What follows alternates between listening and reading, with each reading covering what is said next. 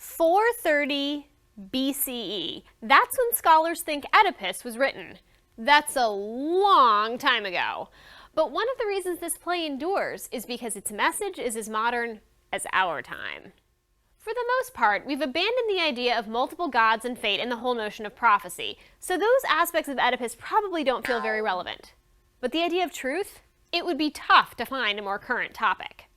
Oedipus is all about truth. It's what starts off the action of the play, the need to find the truth about the murder of King Laius. It's what drives the action of the play. The deeper Oedipus digs into his history and the history of the king, the more truth is revealed and the more the play moves forward. And truth is what draws the play to its terrible conclusion. Confronted with the reality that he did kill his father and sleep with his mother, Oedipus gouges out his own eyes. That's pretty disgusting. Finally, truth is at the heart of Oedipus's emotional journey. He won't accept the truth. He can't accept the truth. Even as the facts pile up, Oedipus still can't bring himself to face what's irrefutably true. And in the end, even though Oedipus admits to what happened, there's still an element of denial. By gouging out his eyes, Oedipus makes himself symbolically blind to the horrors of the truth. Do you swear to tell the truth, the whole truth, and nothing but the truth, so help you God? I do. Please state your name for the court. Oedipus. Oedipus, king of Thebes. Do you know what you're on trial for? They say I murdered my father. Where were you on the night in question? That's why this doesn't make sense. I just left my father. Your adopted father. Yes, wait, what? No. That's why I'd left. Someone at the banquet said my father wasn't my real father, so I ran. He wasn't your real father. No, I don't believe it. What happened that night, Oedipus? What happened on the road away from Corinth?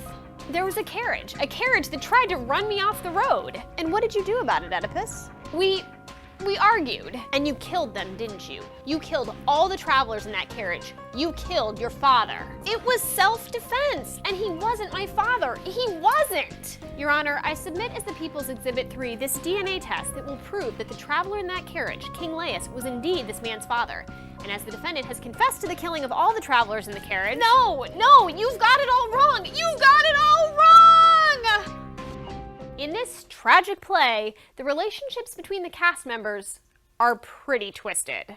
That's because they're all determined by what the gods have planned for Oedipus. Oedipus is your main man in this play. He's king of Thebes, a guy who seems decent enough except for the fact that he doesn't like it when anyone questions his authority.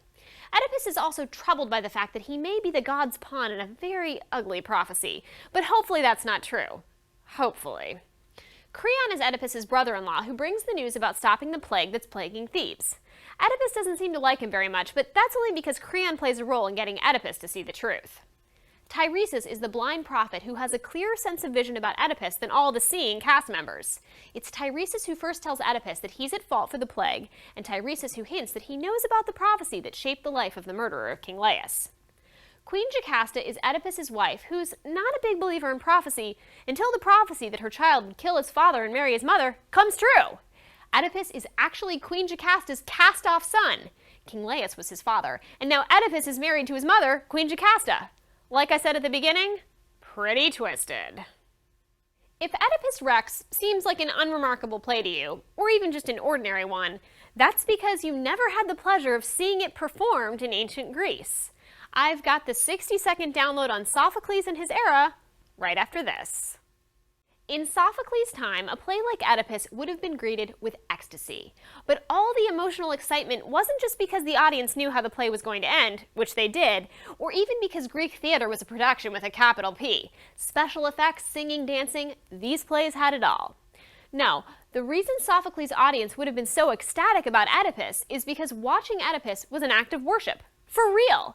The play was part of a religious festival celebrating the god Dionysus, a festival that called on the worshippers to exhibit an almost insane ecstasy, which means that Oedipus was hardly a passive experience. Who knows which part was more fun, the play itself or being an audience member?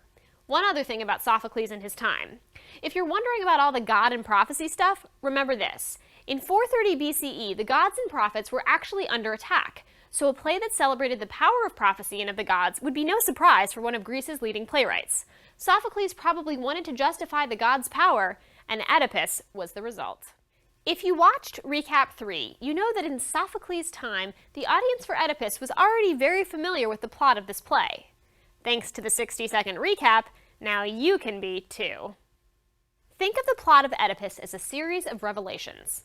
The oracle reveals that the plague plaguing Thebes will end when the murderer of King Laius, the former king of Thebes, is caught and cast out of the city. The prophet Tiresias tells Oedipus that Oedipus is the murderer of King Laius. Tiresias reveals that he knows Oedipus's parents, even though Oedipus grew up far away in the city of Corinth. Tiresias reveals that the murderer of Laius will turn out to be both father and brother to his own children and the son of his own wife.